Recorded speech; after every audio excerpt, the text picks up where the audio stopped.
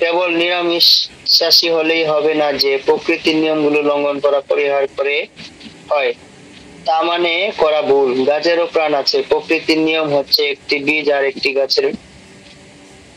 প্রকৃতির একটি জীব আর একটি জীবের আহার করবে, প্রকৃতির নিয়ম হচ্ছে একটি জীব আর একটি জীবের আহার।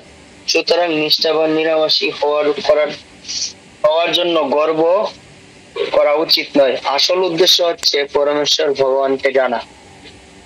ভগবানকে জানার মতো উন্নত বুদ্ধিমত্তা পশুদের নেই, কিন্তু বৈদিক শাস্ত্রের শিক্ষা গ্রহণ করার মাধ্যমে প্রকৃতির নিয়ম কিভাবে কার্য করে তা জেনে এই জ্ঞানের যথার্থ সদ্ব্যবহার করার উপযুক্ত বুদ্ধি মানুষের রয়েছে।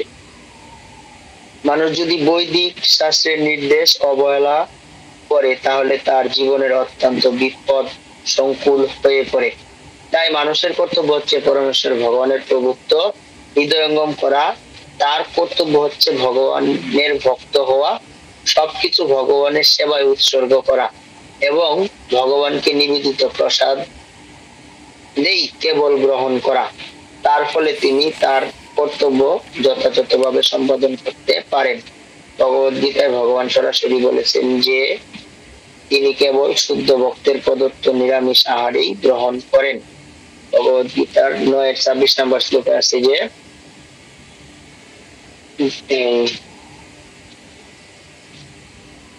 পত্রম পুষ্পম ফলম তয়ম যমে ভক্ত প্রযচ্ছতি তদহম ভক্ত অপরিতম অস্নামি প্রজাত্মানাহ। এটা হচ্ছে নবম অধ্যায় 26 নম্বর শ্লোক। তো এখান থেকে যেটা বলা হয়েছে যে আমাদের শুধু নিরামিষ খেলেই হবে না, এখান থেকে কি জানতে হবে যে গাছেরও প্রাণ আছে। তো প্রকৃতিতে একটা বলা আছে একটা জীব জীবস্ব জীবনম, এটা আমাদের বেদের একটা ভাষা। অনেকে এটাকে পুঁজি করে, অনেকেই অনেক ভাবে ব্যাখ্যা করে। এটা একটা ভ্রান্ত ধারণা। জীবস্ব জীবনম পেলে এটার একটা উদাহরণ হচ্ছে যে বাঘ মাংস আহার করে, কিছুক্ষণ আগে আমরা পেয়েছি, সে দুধ পান করে না। বাঘের দাঁত গুলো আমাদের সাথে সমান না, বাঘের যে শরীরের কাঠামো আমাদের সাথে সমান না, কুকুরের শরীর কাঠামো আমাদের সাথে সমান না, শিয়ালের শরীর কাঠামো আমাদের সাথে শরীর সমান না। কেন? তাদের তীক্ষ্ণ ধারালো দাঁত আছে আর তাদের এই জিহ্বার মাধ্যমে ঘাম নিঃসরণ করে। আমাদের ঘাম তো শরীর দিয়ে বের হয়।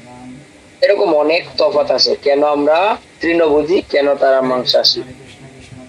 তো এই যে একটা উদাহরণ, এর মাধ্যমে আমরা বুঝতে পারি ভগবান আমাদের জন্য কি খাবার দিয়েছেন। আর ভগবান বলছে যে আমার প্রতি নিষ্ঠা সহকারে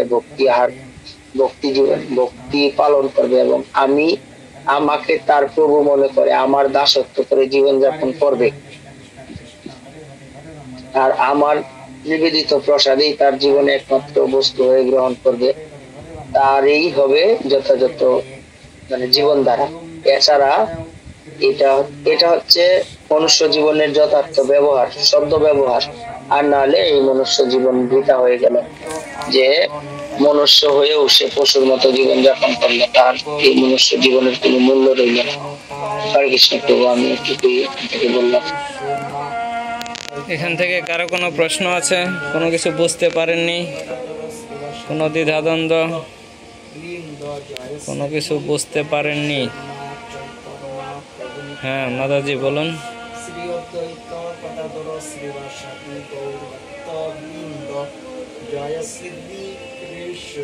হরে কৃষ্ণ প্রভুজি, আমরা যে ভক্তি পথে চলছি, কি আমাদেরকে যে ছোট যে লড্ডু কৃষ্ণ বলে ওনাকে বাড়িতে এসে করতে লাগবে? আপনি একটু জোরে বললে ভালো হয়, কথাগুলো বয়সটা খুবই ইকো আসছে, বুঝতে পারতেছি না। লাড্ডু গোপালের কথা কি বললেন? আমরা যে ভক্তি পথে আমি তো এই আসছি 2-3 মাস হয়েছে। আর এই ভক্তি পথে আমাদেরকে কি লড্ডু গোপাল রাখতে হবে বাড়িতে? আচ্ছা, হরে কৃষ্ণ, বুঝতে পারছি। আমাদের গোপালের সেবাটা খুব কঠিন, গোপালের সেবাটা না করলেই ভালো। গোপালের সেবা, আচ্ছা আমি বলি আগে, গোপাল আর কৃষ্ণ একই।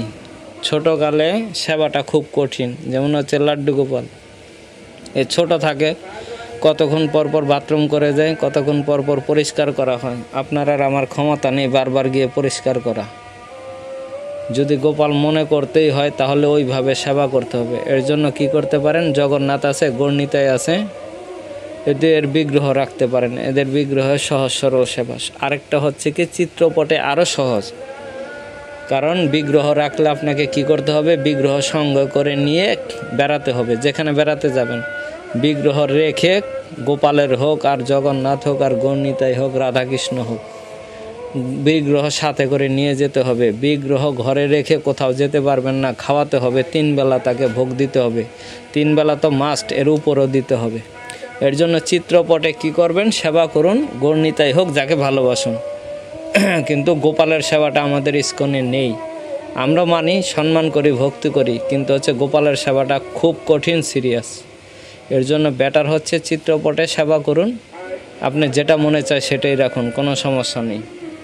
আর এভাবে আপনি কি করতে পারেন, চিত্রপটে ভোগ না দিলেও চলবে, প্রতিদিন চরণে তুলসী দিলেও চলবে।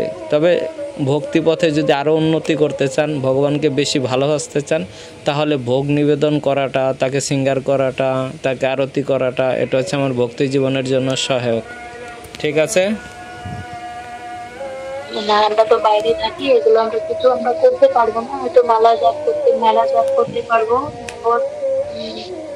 করতে পারবো, কিন্তু যে বাইরে কাজ করে আমাদের পক্ষে হবে না, তার জন্য অনেক কষ্ট।